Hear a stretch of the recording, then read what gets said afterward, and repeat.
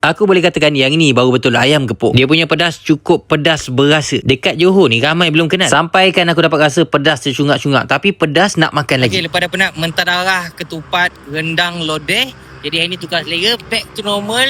Gepuk Rian, ayam gepuk Papa John Permas Jaya. Steady, raya keempat pun aku dah cari dah makanan-makanan ni. Dah tak larat makanan-makanan raya dah. Pilihan dia ada lebih kurang 5. Aku minat dengan bini soto crispy. Untuk unlimited air korang tambah RM1.5. Ada 2 pilihan air. Nasi, sambal percuma. Kat sini layan diri, saya servis. Set pertama kita makan sotong crispy. Bagus, dia pakai sotong fresh, bukan sotong plastik. Sotong dia tak lihat, tepung dia tu berasa. Part yang paling penting, dia punya sambal. Sambal tu aku dapat rasa tak kosong, berasa. Dia punya gaju sekali, combine pedas. Minum jak sirap bandung. Lepas tu kita sambung makan ayam gepuk, ayam crispy. Aku boleh kata ayam ni dia dah marinate siap-siap awal masa rebus, so dapat menyesap sampai ke dalam dia punya rasa. Level pedas kat sini baru betul kepuasan orang kata makan ayam gepuk. Sampai slow dia bagi kau naik pedas. Sampaikan dah minum air pun aku masih tercungap. Pobes goreng dia masak cantik, tak rasa pahit. Itu yang ngam. Tapi aku masih kepedasan ya. Okay, next udang crispy. Tempat lain jarang ada lah. Besar saiz udang dia, ada lebih kurang 4-5 ekor lah satu plate tu. Gabungan gaju dengan sambal gepuk dapat rasa sekali dengan ada campuran minyak bijan kat dalam. Sambal tu dah pedas, lepas tu dapat sup panas-panas. Macam ni lah jadi melecur mulut kepedasan. Baikkan minum air coklat setengah cawan, aku telan kepedasan. Yang mana minat ikan ambil lah set tilapia ataupun ikan keli kat sini. Yang ini maksimum pedas, tak ada kacang gajus. Tak tahu nak cakap macam mana. Itulah pedas sangat bila yang ini.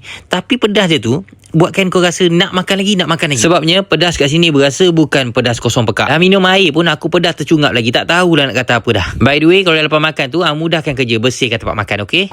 Satu kenikmatan kau rasa lepas dah penat beraya asyik-asyik layan benda yang sama, kau dapat layan makanan ayam gepuk macam ni dengan sambal dia.